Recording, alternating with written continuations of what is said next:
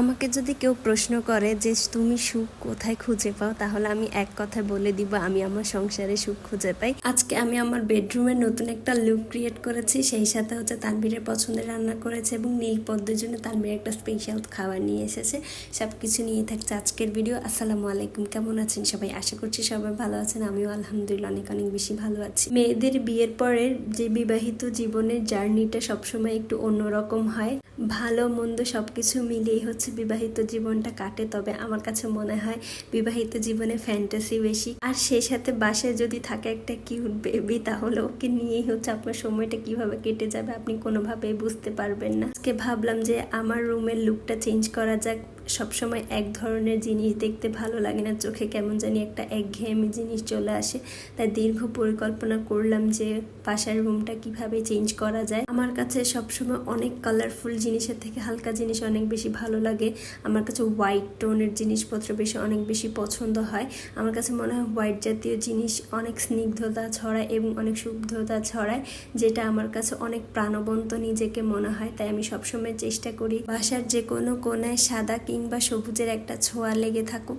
আজকে সেটা চিন্তা করেই হচ্ছে আমি একটু হালকার মধ্যে রুম ডেকোরেশন করেছি এবং আমার কাছে মনে হয় পর্দা কিংবা বেডশিট চেঞ্জ করলে হচ্ছে রুমের অন্যরকম একটা লুক ক্রিয়েট হয়। তো বাসাটাও সুন্দর করে পুরো গুছিয়ে নিয়েছি। বাসা গুছানো তো শেষ, চলো এবার রান্না করা যাক। আজকে একটা রান্নাই করব। আজকে আমি রান্না করব পেঁপে দিয়ে মুরগির মাংসের পাতলা ঝোল, যেটা তানভীর অনেক বেশি পছন্দ করে। আমি সবসময় চেষ্টা করি, যেটা আগের ব্লগেও বলেছিলাম, তানভীরের খাবার মানে পছন্দের খাবারগুলো রান্না করার চেষ্টা করি। যেহেতু ও বাসায় একবেলাই খায়, তাই আমি চেষ্টা করি যে ও যেটা যেটা পছন্দ করে এবং একবেলা যে খাবারটা খায় তৃপ্তি সহকারেই হচ্ছে খায়। এখানে সুন্দর করে আমি পেঁপেটাকে ছুলে নিয়েছি এবং এটাকে আমি কিউব কিউব করে পিস করে নিয়েছি। যেহেতু এটা আমি মাংসের সাথে রান্না করব, তাই এটার পিসটা একটু বড় বড় করে রেখেছি। বিয়ের আগে আমি কত খাবার খেতাম না, মানে অনেক ধরনের সবজি অপছন্দ করতাম, আলু খেতে চেতাম না, আলু ভর্তা পছন্দ করতাম না, অনেক খাবার নিয়ে নাকশিটে করতাম। তবে বিয়ের পর এখন যখন আমি নিজের হাতে রান্না করি কিংবা এখন হচ্ছে আমি নিজেই হচ্ছে সব কিছু ম্যানেজ করি বা সব কিছু গুছিয়ে রাখি, তাই আমার কাছে এখন না মানে অন্যরকম একটা ফিলিংস কাজ করে। এখন আমার কোনো খাবার নষ্ট করতে ভালো লাগে না এবং আমি হচ্ছে কোনো খাবার নষ্ট হোক সেটা দেখতে পারি না। আমার কাছে পৃথিবীর সব থেকে পছন্দের জিনিস হচ্ছে কেউ যদি খাবার নষ্ট করে, সেটা আমার কোনোভাবেই পছন্দ হয় না। কারণ আমার কাছে সবসময় মনে হয় আমি এক প্রান্তে হচ্ছে এই খাবারটা নষ্ট করতেছি, কিন্তু পৃথিবীর অন্য প্রান্তে কোনো মানুষ খাবারের জন্য হাহা করতেছে, সেটা আমি কোনোভাবেই মানতে পারি না। এখন আমি হচ্ছে আগে যেরকম বিয়ের আগে অনেক খাবার খেতাম না, কিন্তু এখন আমি কোনো খাবারই বাছি না। আমি প্রত্যেকটা খাবার খাই এবং প্রত্যেকটা খাবারই হচ্ছে আমি এনজয় করে খাই। আর খাবার নষ্ট হওয়া যদি দেখি যে খাবারটা নষ্ট হচ্ছে, সেটা আমি কোনোভাবেই এটা সহ্য করতে পারি না। আমার যতটুকু চেষ্টা থাকে বা সাধ্য থাকে, আমি ততটুকুর মধ্যে চেষ্টা করি যাতে খাবারটা কোনোভাবেই নষ্ট না হোক। বিয়ের প্রথম আমি পরিমাণ বুঝতে পারতাম না যে কিভাবে রান্না করব বা আমাদের দুজনের জন্য কতটুকু রান্না করব। তবে এই বিয়ের 5 বছরে এসে আমি সব কিছু এখন মোটামুটি শিখে গিয়েছি। তাই আমার প্রতিদিনের খাবার প্রতিদিনই শেষ হয়ে যায়, আমার কোনো খাবারই নষ্ট হয় না।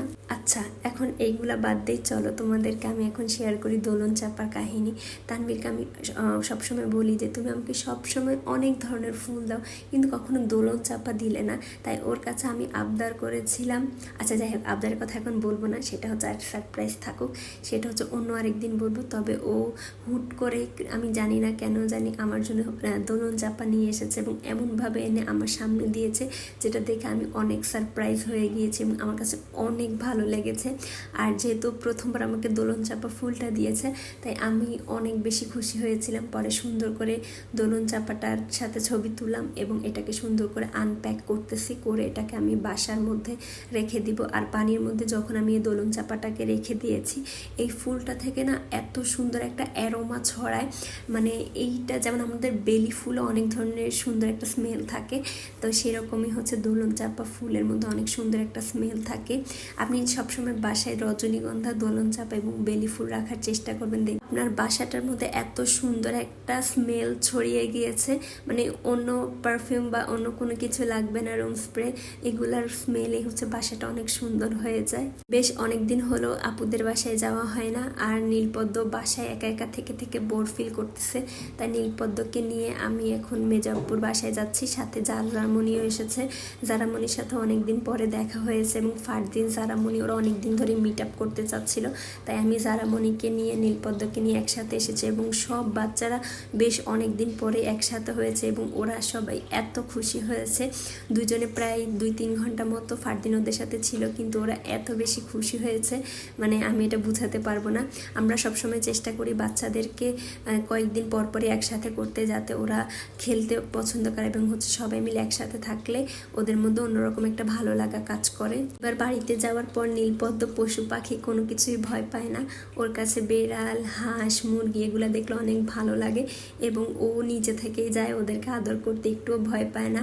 আমি ওর মা হয়েও ভয় পাই, কিন্তু ও ভয় পায় না। এটা দেখে আমার কাছে অনেক ভালো লেগেছে। আর তানবীরও বলেছে ওকে এগুলা থেকে ভয় পাওয়াইতে না, যাতে ও এগুলার সাথে খেলতে পারে, এই জিনিসটা ওকে শিখাতে। তবে আমার শিখানো লাগে নাই, ও নিজে থেকে হচ্ছে প্রাণী দেখলে ওদেরকে ভালোবাসতে চায় এবং অনেক আদর করে ওদেরকে। এটা আমার কাছে অনেক বেশি ভালো লাগে। আমারও পশু প্রাণী ধরতে ভয় লাগে, তবে কখনোই ওদেরকে আঘাত না করার চেষ্টা করি, যাতে আমার মাধ্যমে ওরা কোনো আঘাত না পায় বা কোনো ক্ষতি না হয়। আমি সবসময় হচ্ছে এই জিনিসটা চেষ্টা করি। নীলপদ্মা একদিন বাসায় ড্রাগন ফল খেয়েছে এরকম মাখিয়ে, যেটা মেজাপুর অনেক ভালো লেগেছে, তাই এটা সামনাসামনি দেখার জন্য ভাইয়াকে দিয়ে বাজার থেকে ড্রাগন ফল কিনে এনেছে এবং নীলপদ্মকে পুরো গোটা একটা দিয়ে বসাই দিছে। সেদিন আবার নীলপদ্মর বাবাও নীলপদ্মর জন্য একটা সুন্দর সারপ্রাইজ নিয়ে এসেছে, সেটা হচ্ছে তরমুজ। নীলপদ্ম ড্রাগন ফল, তরমুজ, আঙ্গুর ফল এগুলো অনেক বেশি পছন্দ করে। নীলপদ্মর বয়স যখন 7 মাস 8 মাস ছিল, তখন তরমুজের সিজন ছিল, তখনও তরমুজটা পছন্দ করে খেত। তাই ওর বাবা ওর জন্য সুন্দর একটা তরমুজ নিয়ে এসেছে। আর এই তরমুজটা যে এত পরিমাণে লাল হবে সেটা আমরাও বুঝতে পারিনি, পরে দেখে অবাক হয়ে গিয়েছে এবং নীলপদ্ম দেখে তো রীতিমতো এক্সাইটেড হয়ে গিয়েছে। তাই আমি সুন্দর করে এটাকে কেটে নীলপদ্মর হাতে দিয়ে দিয়েছি, যাতে ওটা কামড়ে কামড়ে খেতে পারে। আর মাশাআল্লাহ করে ওটা অনেক এনজয় করে খেয়েছে এবং ও এত খুশি হয়েছে এটা দেখে, ওর বাবাও অনেক বেশি হ্যাপি হয়ে গিয়েছে। এই তো আজকের ভিডিওটা আমি এখানেই শেষ করছি। আশা করছি ভিডিওটা আপনাদের সবার কাছে ভালো লেগেছে। সবাই ভালো থাকবেন, সুস্থ থাকবেন আর আমাদের জন্য দোয়া করবেন। আবার দেখা হবে। আল্লাহ হাফেজ।